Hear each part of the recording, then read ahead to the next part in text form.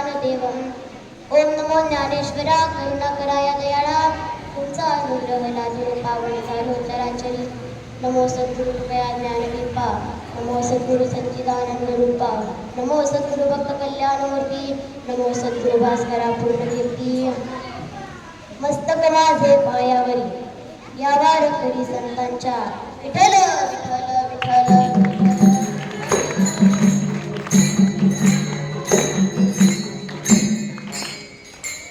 करणारा भक्त गात केले प्रस्तुत अभंगातून जगद्गुरु तुकोबाराय भगवत सृष्टीविषयी कर्म आणि कृष्णाचे देव व्यक्त करतात. कीर्तनास उपस्थित सर्व संत मांदियाळी तसेच सर्व टाळकरी माळकरी गायक वादक विनेकरी संपूर्ण श्रोतृवर्ग मातृपितृवर्ग सर्वांना नमस्कार करून सेवेला प्रारंभ करूया.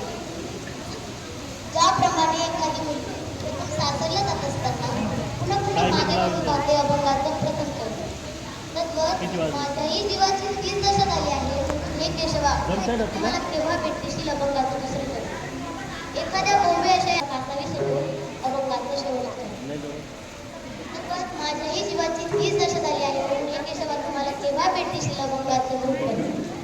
हा झाला अभंगाचा सरळ सरळ भावार्थ विस्तृत चर्चा करण्याचा प्रयत्न करूया. या अखिल चराचरात्मक विश्वामध्ये आपण सूक्ष्म असे विचार करून पाहू गेलो असता निरीक्षणांनी आपल्या एक गोष्ट लक्षात येते की प्रत्येक जीव हा कोणत्या ना कोणत्या दुःखाने व्याकुळ आहे. प्रत्येक जीवाला कोणत्या ना कोणत्या प्रकारचे दुःख कष्ट देते. या मृत्यू लोकात देवालाही दुःख आहे जीवालाही दुःख आहे आणि संतांनाही दुःख आहे तिघांनाही दुःख आहे. स्वर्ग मृत्यू आणि पाताळासारखा भेद आहे. आता विनाशाय कृष्णाय वयं नमः सकल संतही सांगतात की भगवंत सुखाचे मूळ आहे. सर्व सुखाचे आगर परब्रह्म देवीवर सर्व सुखाचे आगर म्हणे तो खा महार सर्व सुखाचे आगर जनी म्हणे शारंगर. अशा प्रकारे प्रत्यक्ष सुखानेही ज्याच्याकडे बघितल्यानंतर सुखी होण्याची अपेक्षा व्यक्त करावी. बघा तुम्ही भक्त जे असतात ना ते भगवंताच्या सहवासात त्यांच्या प्रत्येक गुणात कसं त्याची बायको असायची असा ते प्रवास करायचे महाराज. आणि तो मागे वळून सुद्धा बघत नव्हता कारण त्याला गॅरंटी होती की आपल्याच मागे येणार नाही. आता गॅरंटीच राहिली जर माझ्यापेक्षा दुसरा कोणी चांगला भेटला गेली त्याच्या मागे तर त्यापेक्षा बरोबर घेऊन गेलेलीच बरं.